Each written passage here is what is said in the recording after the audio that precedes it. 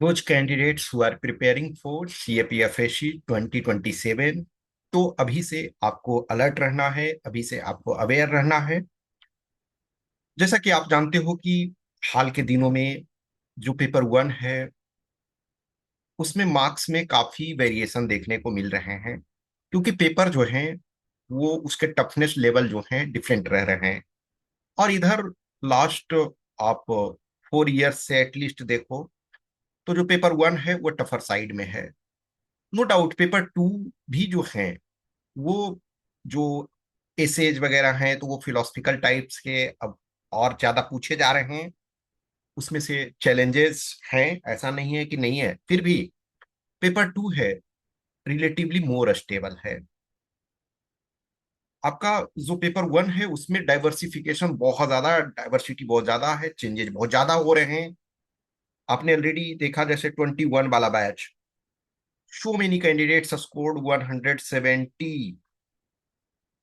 आप 24 वाले बैच में देखो, 100 जो स्कोर किए पेपर वन में उनका भी सिलेक्शन हुआ।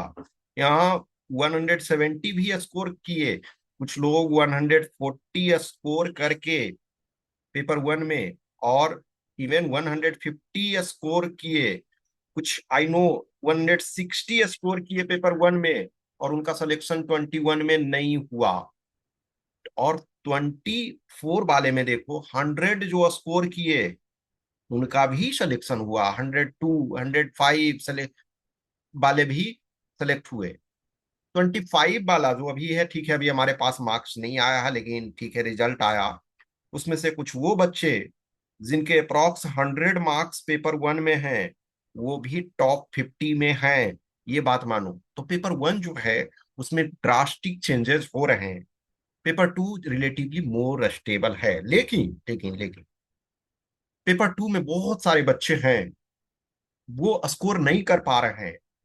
कुछ ऐसे बच्चे हैं 75 80, और 75 80 बहुत सारे हैं वो बच्चे जो बहुत अच्छे हैं। उसमें से बहुत सारे बच्चे मैं पर्सनली बहुत सारे को गाइड किया हूं जिनका सीएससी का मेंस लिख चुके हैं। कुछ बच्चे हैं जो सीएससी का इंटरव्यू राउंड तक पहुंच गए हैं और ये स्कोर प्राप्त किए हैं। कुछ ऐसे बच्चे तो मैं जान रहा हूं सीएससी का मेंस लिखे हुए हैं और पता चल रहा है कि इसमें 70 आया है। मैं एग्जैजरेट नहीं कर रहा हूं, मैं कुछ की बात कर रहा हूं, फ्यू हैं ऐसे। तो आपको अभी ध्यान रखना है कि आपके पास टाइम है। आप 100 प्लस का टारगेट हमेशा लेकर के चलो। टाइम एंड अगेन ऑलरेडी मैं सो मेनी टाइम्स डिस्कस कर चुका हूं कि आज का जो पैटर्न अभी चल रहा है, आप जितना भी स्कोर करो पेपर वन में, यदि कट ऑफ के पास हो तो रिटन क्वालिफाई करने के लिए 85 प्लस चाहिए, इवन कुछ बैचेज में 88 चाहिए। तो यानी आपके पास ये विकल्प नहीं है। हाँ, अब पेपर वन में आप बहुत अच्छे एडवांटेज में हो, आपका बहुत अच्छा पोजीशन है, तो नो डाउट आप पेपर टू में कम भी करोगे। अब जैसे बहुत सारे बच्चे हैं ना जिनका सपोज करो कि 150 आ गया पेपर वन में, तो 70 भी आया पेपर टू में, तो उनका 220 आ गया।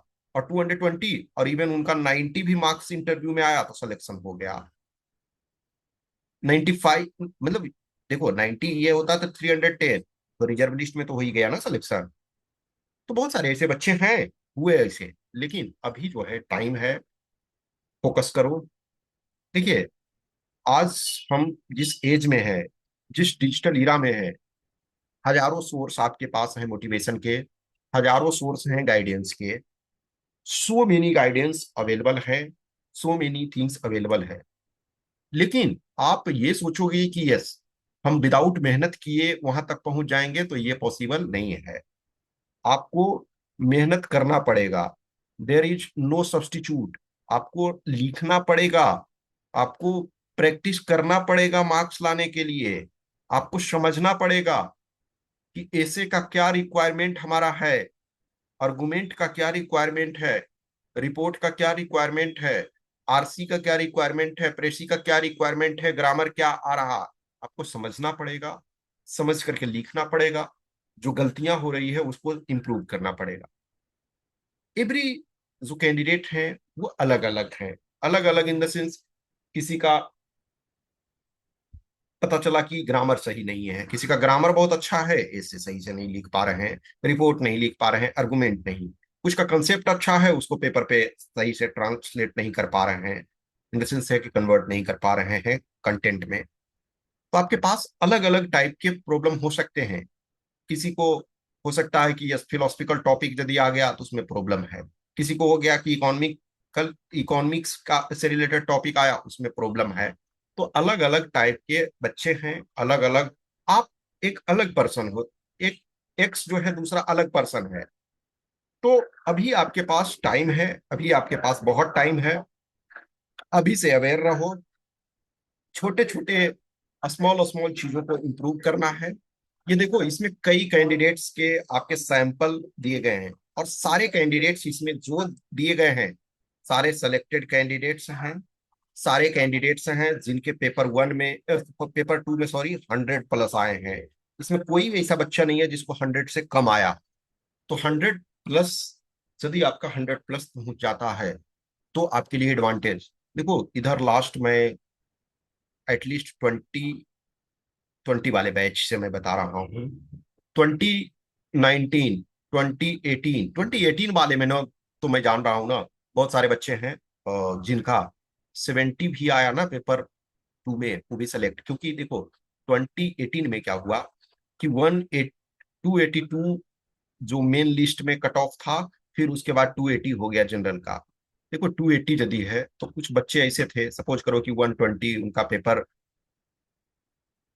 वन में आ गया, मान के चलो कि 70 उनका पेपर टू में आ गया, तो 190 हो गया। अब सोचो 190 यदि हुआ और 90, 91, 92, 93 इंटरव्यू में आया तो उनका सिलेक्शन हो गया। तो ये एक्सेप्शनल था। अदरवाइज आप 2020 से एटलीस्ट देखो, मेरे से जुड़े हुए बहुत सारे बच्चे हैं जो इजिली 100+ लाए हैं। अब इजिली ऐसा नहीं है कि मतलब सोच लिया और आ गया, उन्होंने लिखा, मेहनत किया, रेगुलर रूप से ये वर्क किया। इवन 105, 110, 115, 117, 120 ऐसे बच्चे बहुत सारे हैं जो 105, 110 अप टू, देखो 110 से ऊपर बहुत चैलेंजिंग है, ठीक है ना, मतलब नो डाउट ये बहुत चैलेंज हो जाता है। लेकिन 110 तक वाले में कई बच्चे ऐसे ये हुए हैं। तो भी इनका सैंपल देखो, इसका पीडीएफ का जो लिंक होगा इस वीडियो के डिस्क्रिप्शन में मिल जाएगा, आप इनको देखोगे, समझने की कोशिश करोगे। देखो हमेशा ध्यान रखना है, सबसे जरूरी है कि हम कोई भी टॉपिक हमारे पास आता है तो हमको टॉपिक को सबसे पहले समझने की जरूरत है। वंस जब हम टॉपिक को समझ लिए, जैसे अभी हमारा एशे जो होता है वो 300 वर्ड्स में होता है, तो 300 वर्ड्स में और हमको 3 पेजेस दिए हुए रहते हैं। तो सबसे पहले टॉपिक को समझेंगे कि क्या टॉपिक कहना चाह रहा, फिर यदि पॉसिबल है तो टॉपिक को ब्रेक करेंगे, ABC मतलब जो भी हमको कीवर्ड्स है उसके आधार पे ब्रेक करने के बाद हम हर जो डायमेंशन है उसको एड्रेस करेंगे। देखिए जब आपके पास 300 वर्ड्स के ऐसे हैं तो आपको 50 वर्ड्स करीब इंट्रो में डालोगे, 50 वर्ड्स करीब आप कंक्लूजन में डालोगे, तो 200 आपको मेन बॉडी में रहेगा।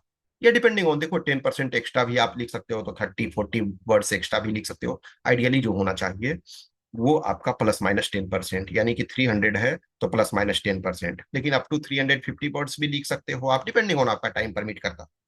तो यदि 200-220 आपके जो मेन बॉडी में है तो सामान्यतः 3 आइडियाज या 4 आइडियाज, इससे ज्यादा आप नहीं लिख सकते हो। तो 3 to 4 आइडियाज आप उसको लिखोगे। जैसे आपका है importance of cyber security in the world of digital information. देखिए ये जो है, इनके जो मार्क्स आपके हैं वो शायद 108 पेपर टू में था, ठीक है ना। तो ये आप इजिली मतलब इसको देखो समझ पा रहे हो। बीच बीच में देखो ये अंडरलाइन आपका ये किए हुए हैं, तो आप वो अंडरलाइन जहां जरूरत होगा, लेकिन अंडरलाइन पूरा नहीं करोगे। देखो ये परफेक्ट एलिजिबल है, एलिजिबल है, पढ़ा जाना चाहिए, जहां जहां जरूरत है वहां उन्होंने दिया है, ठीक है। फिर ये हो गया, ओके। अब देखो फिर दूसरा जैसे है, इनका ही है, सांस्कृतिक कूटनीति और विश्व शांति, cultural diplomacy and world peace. तो आप देखो, और ठीक है, ये रीडेबल है प्रॉपर तरीके से।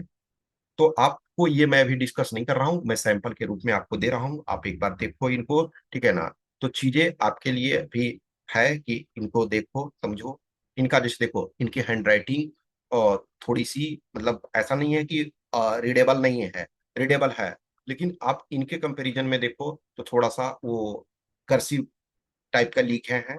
इनका 109 है पेपर 2 में। ये आर्गुमेंट टॉपिक है, social media is doing more harm then good, ठीक है। तो ये इनका है।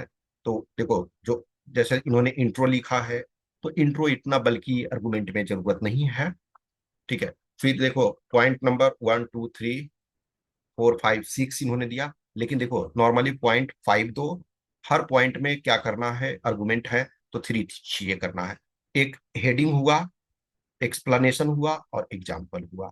देखो अभी जैसे ये वाला इसमें है हेडिंग, एक्सप्लेनेशन, एग्जाम्पल। तो ये वाला फॉर्मेट होना चाहिए, हेडिंग, एक्सप्लेनेशन, एग्जाम्पल।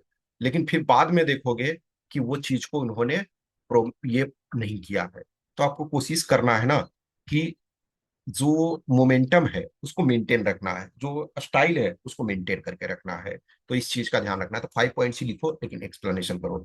फिर देखो आर्गुमेंट है, तो आर्गुमेंट में फिर पॉइंट जो है वो छोटा, कुछ में जैसे एग्जाम्पल देखो दिया है ये, ठीक है ना, एग्जाम्पल दिया है। एग्जाम्पल में भी थोड़ा सा और एक्सप्लेनेशन आपको देने की जरूरत है। 5 ये दिया, फिर ये, तो इनको मैंने जो है उसको ये वर्ड में कर दिया है, मतलब प्रॉपर कि यस ठीक है, आप टाइप फॉर्म में इसको देखो, ठीक है ना। तो इसमें से एक्सप्लेनेशन ये है इनका 113 आपका पेपर 2 में आया है, तो देख सकते हो एलिजिबल है, ठीक है। ये फिर रिपोर्ट राइटिंग है, तो यही जिनका देखोगे कि आर्गुमेंट उसके पहले था, तो इसी पर्सन का तो 109 पेपर 2 में है, ठीक है। फिर इसको मैंने इस फॉर्म में कर दिया है, ठीक है ना, टाइप फॉर्म में। अब इनका देखो 108 आया है पेपर 2 में। तो वोटर टर्नआउट ये आपका जो है रिपोर्ट है, ठीक है। तो रीडेबल है प्रॉपर तरीके से। फिर इनका 113 पेपर 2 में, ठीक है। तो जो कुल मिला करके है कि आप इनको देखो, इसका पीडीएफ आपको मिल जाएगा, चीजों को देखो, और बाकी बहुत सारी चीजें हैं और आगे चीजें डिस्कस करेंगे। लेकिन हमेशा ध्यान रखो मेहनत आपको करना है। बहुत बार बहुत बच्चे ये होते हैं, देखिए सीधी सी बात है, कोई आपको पर्सनल टाइम दे रहे हैं चाहे जहां भी हो, तो कुछ चीजें हैं जहां जरूरत है तो कुछ पेज यदि कर देते हो तो आपका, मैं समझता हूं कि ऐसा नहीं होना चाहिए और नुकसान नहीं हो जाता है। आपको कोई पर्सनल टाइम दे रहा है तो बहुत बार जैसे बच्चे होते हैं, देखिए एमसीक्यू पेपर 1 है वो तो आपको ठीक है, आप खुद से अपना इवेल्युएट कर सकते हो, आपने कोई सेट लिया, प्रीवियस ईयर पेपर लिया। लेकिन पेपर 2 में खास करके इवेल्युएशन की का बहुत महत्व होता है। इसमें मार्क्स जो है कंसिस्टेंटली, एक बार आप उस पोजीशन में पहुंच गए, देखिए पेपर 2 में क्या होता है कि आपका कंसिस्टेंसी ज्यादा होता है। एक बार आप टेस्ट वगैरह में रेगुलर रूप से यदि आप 100 पोजीशन में पहुंच गए, तो एक्चुअल एग्जाम में आपके 90 से कम नहीं आएंगे। एक्सेप्शनल केस ही होगा, उसमें थोड़ा कम होगा। 100 से 100 सपोज 10 आप पेपर 2 में ला रहे हो, यदि रेगुलर रूप से टेस्ट में यदि ऐसे पोजीशन में पहुंच गए हो, तो ये मानकर चलो किसी भी कीमत पे आपका पेपर 2 में एक्चुअल पेपर में 90 से कम नहीं आएगा। हो सकता है इससे ज्यादा भी आपका आ जाए, 115 भी आ जाए, 112 भी आ जाए, ये हो सकता है। लेकिन पेपर 1 में जो होता है, वो चूंकि पेपर का जो डिफिकल्टी है वो काफी वेरी करता है, तो कभी कभी ऐसा मैंने देखा है, इसमें कंसिस्टेंसी ज्यादा रहता है पेपर 2 में। पेपर 1 में हमने देखा है बहुत बार प्रॉब्लम होता है। कुछ बच्चे रेगुलर रूप से यदि पेपर टेस्ट देते हैं, 125 130 भी ला रहे हैं, तो पता चला ना कि एक्चुअल एग्जाम में 85 ला रहे हैं, 95 ला रहे हैं। ये सिचुएशन कभी हो जाता। लेकिन ऐसा नहीं है कि कुछ ऐसे बच्चे हैं 125 130 पेपर टेस्ट में ला रहे हैं और पता चला यहाँ 140, ऐसे भी होते हैं। लेकिन इसमें तो पेपर 1 में ज्यादा वेरिएशन होता है, पेपर 2 में थोड़ा कंसिस्टेंसी होता है। तो एक बार आपको देखो, हमको ये नहीं दिखाना है कि हमने किसी पेपर में बहुत एक्सेलेंट कर लिया। अब जैसे मैंने आपको ऑलरेडी बताया ना कि 2018 में एटलीस्ट 2 बच्चे हमसे जुड़े हुए वाले, जिनको हमने गाइडेंस दिया, वैसे वो 2 बच्चे थे जो मेरे से जुड़े हुए हैं। पेपर 2 में 49 मार्क्स आया, इस वजह से उनको लगा अरे हो जाएगा, ये जो होता है ना कि हो जाएगा, उसके कारण नहीं हुआ। लेकिन एक बच्चा था, फिर उनका 2019 में जो है हो गया, रिजल्ट हो गया, ठीक ठाक रैंक आ गया। दूसरा बच्चा का वो लास्ट अटेम्प्ट था 2018। तो फिर ठीक है, अपना दूसरे फील्ड में आप जाओ।